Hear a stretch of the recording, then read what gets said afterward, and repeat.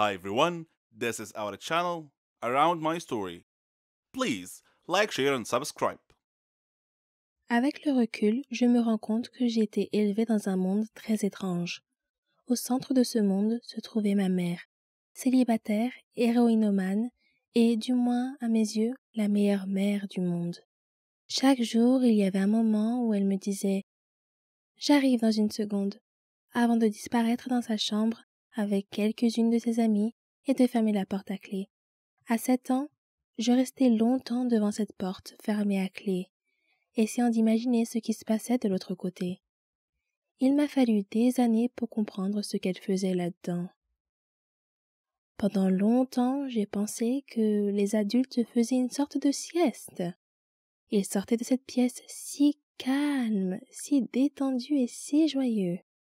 J'avais l'impression de rater quelque chose, car même après des nuits complètes de sommeil, j'étais toujours fatiguée. Je voulais devenir exploratrice plus tard, et je savais que cela me demanderait beaucoup d'énergie. Ma mère avait énormément d'amour à donner, et c'est moi qui en recevais le plus.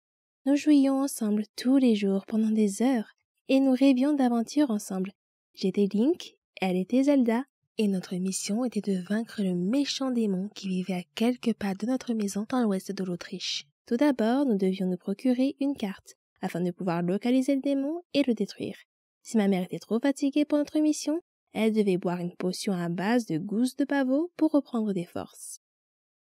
Ma mère recevait généralement ses amis chez elle, comme Werner, qui m'a dit qu'il tirait son énergie de la nature et des arbres. Werner me racontait toujours les heures de gloire du club de football autrichien, tandis que le petit ami de ma mère, Adam, m'a appris à jouer aux échecs quand j'avais 6 ans. Il avait appris à jouer pendant son séjour en prison.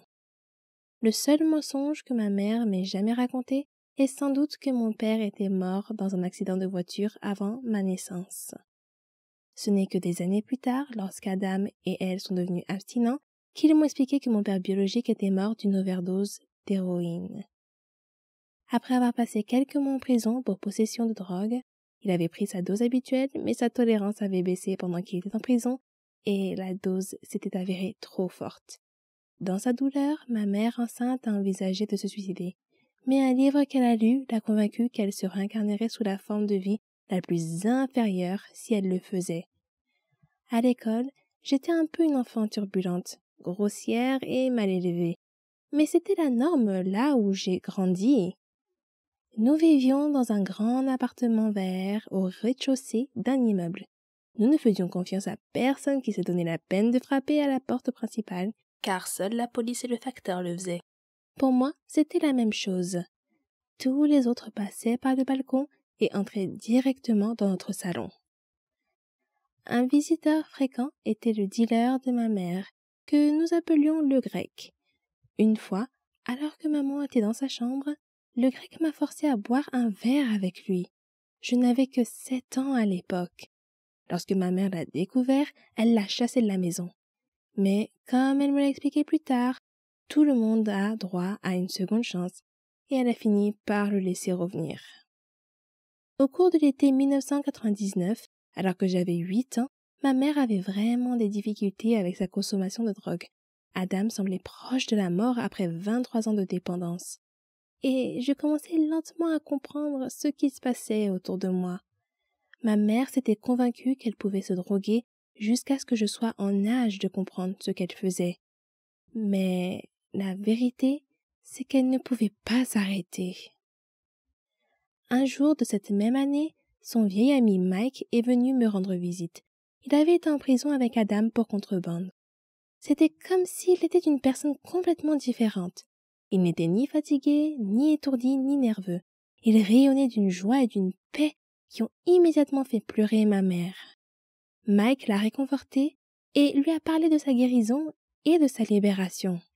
Sa seule présence éclairait notre sombre appartement. C'était comme si quelqu'un éclairait une grotte noire avec une torche. Adam l'a mis à la porte de l'appartement avant de casser quelques meubles et de crier qu'il ne voulait plus rien avoir à faire avec Mike. Mais Mike est revenu pour expliquer à nouveau comment il s'était libéré de la dépendance. Quelque temps après, Ma mère et Adam en sont venus à considérer la nouvelle vie de Mike comme une bonne chose, et cette prise de conscience les a aidés tous les deux. Des dizaines de tentatives de désintoxication avaient échoué. Les médecins, les psychologues et les travailleurs sociaux ayant insisté sur le fait que la volonté d'arrêter la drogue devait venir de l'intérieur, une force qu'aucun d'entre eux ne pensait avoir. Mais leur ami Mike avait réussi à s'en sortir grâce à sa force intérieure, ce qui a donné à Adam et à ma mère l'espoir d'en faire autant.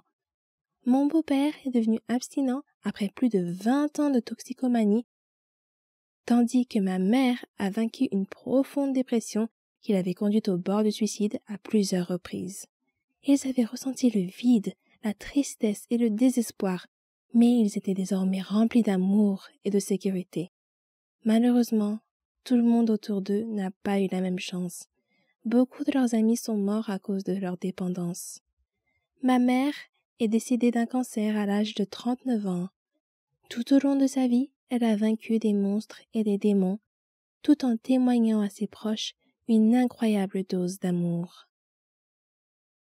Au milieu du marécage de la drogue dans lequel j'ai grandi, j'ai eu une enfance magnifique, et je ne peux que la remercier pour cela.